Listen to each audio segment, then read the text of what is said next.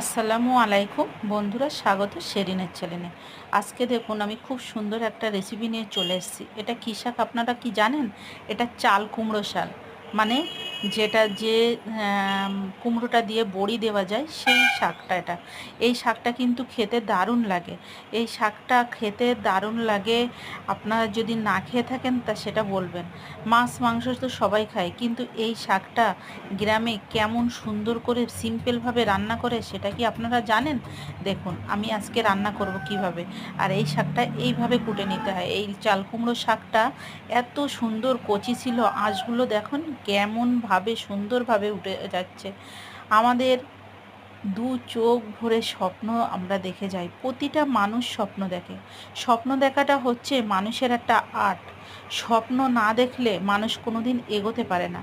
ওই জন্য আমাদের জীবনে প্রচুর চাপ, প্রচুর কাজের চাপের ফাঁকেও আজকে আমরা দুই চোখ ভরে স্বপ্ন দেখছি যে আমরা একটা বড় ইউটিউবার হব। বড় হতে পারবো কি না জানি না, কিন্তু ভালো লাগার তাগিদায় আজকে ইউটিউবেতে একটা চ্যানেল খুললাম খুব ভালোবেসে। আর আপনাদের ভালোবাসা আমার কাছে অত্যন্ত প্রয়োজন। আপনারা ছাড়া আমি এক পাও এগোতে পারবো না। আপনাদের ভালোবাসা আমার খুবই প্রয়োজন। অনেক ভালোবেসে এই চ্যানেলটা খুলেছি, আর এত কষ্ট করে এই চ্যানেলে ভিডিও আপলোড করি ভালোবেসে। কষ্ট হয়, তার ভিতরে ভালোবাসা থাকে। দেখেন আমার শাকগুলো কোটানো হয়ে গেছে। একটা আলু দিয়েছি আমি, ছোট্ট এক পিস আলু। এবার আমি শাকটা ভালো মতন ধুয়ে নেব। আপনারা চাইলে শাকটা আরও কুচি করে নিতে পারেন, ডাঁটাটা ছোট করতে পারেন, কিন্তু আমার এইভাবে ডাঁটা কোটাটা আমার বেশি ভালো লাগে। আর দেখেন ডাঁটাগুলো কত সুন্দরভাবে ক্লিন করে কেটে নিয়েছি। এখন খুব ভালো করে ধুতে হবে, যাতে দেখতে হবে পাতায় কোনো পোকা থাকে বা কোনো জীবাণু না থাকে। খুব ধুয়ে নিয়ে তারপরে আমি এবারে কড়াইতে পানি ফুটে উঠবে, তার ভিতরে আমি শাকটা দিয়ে দেব। আপনারা চাইলে হলুদ, লবণ, ঝাল এই যে পানির উপরে দিতে পারেন। আমি কিন্তু ওইভাবে দেব না, শাকটা আগে দিয়ে দেব। দেখেন শাকটা একদম তরতাজা টাটকা ছিল। আর সমস্ত জিনিস কচি, শাক পাতারি খেতে দারুণ লাগে, আমার তো খুবই ভালো লাগে। আমি খুব পরিমাণ কম পেঁয়াজ আর লঙ্কা দিয়েছি, আর এবার লবণ আর হলুদ দিয়ে ঢাকা দিয়ে রাখবো। একদম সিম্পল।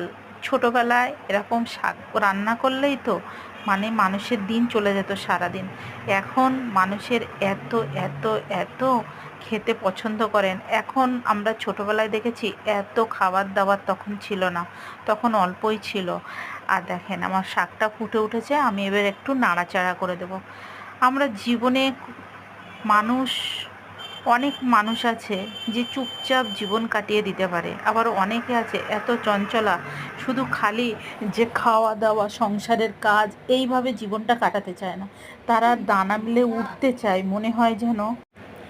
তাই সেটাই তো, জীবনটা ছোট না, মানে জীবনটা যেভাবে আমরা সাজাতে চাই সেইভাবেই কি আমাদের জীবনটা সেজে ওঠে? কিন্তু না। কারো কারো জীবন সুন্দরভাবে সেজে ওঠে, কারো জীবন সুন্দর এত সাজাতে চাইলেও নসিব বলো ভাগ্য বলো সাথ দেয় না। তা আমাদের জীবনটাকে আমরা সুন্দরভাবে থাকতে চাই, সুন্দরভাবে কাটাতে চাই, সবার সঙ্গে মিশতে চাই। আর দেখুন আমার শাকের ঝোলটা মরে গেছে, আমি কিন্তু এক ফোঁটাও ঝোলটা ফেলে দিইনি। অনেক সময় শাকটা আমরা একটু ঝোল রেখে ফেলে দিই, মানে পানিটা ফেলে দিই, ছেঁকে নেই, কিন্তু এই শাকটা এত কচি ছিল, এত সফট ছিল, ওই জন্য কোনো পানি ফেলার দরকার ছিল না, কোনো তিতো লাগবে না। আর আমি দুটো শুকনো লঙ্কা দিয়েছি, এই শুকনো লঙ্কার ফ্লেভারটাই কিন্তু বেশি ভালো লাগে।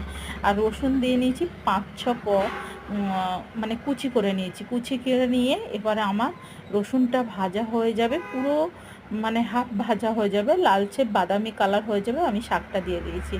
এখন আমি শাকটা 2-3 মিনিট ধরে নাড়াচাড়া করব। যেহেতু শাকটায় কোনো পানি নেই, ওই জন্য শুকনো শুকনো, আমার বেশি সময় ভাজতে লাগবে না।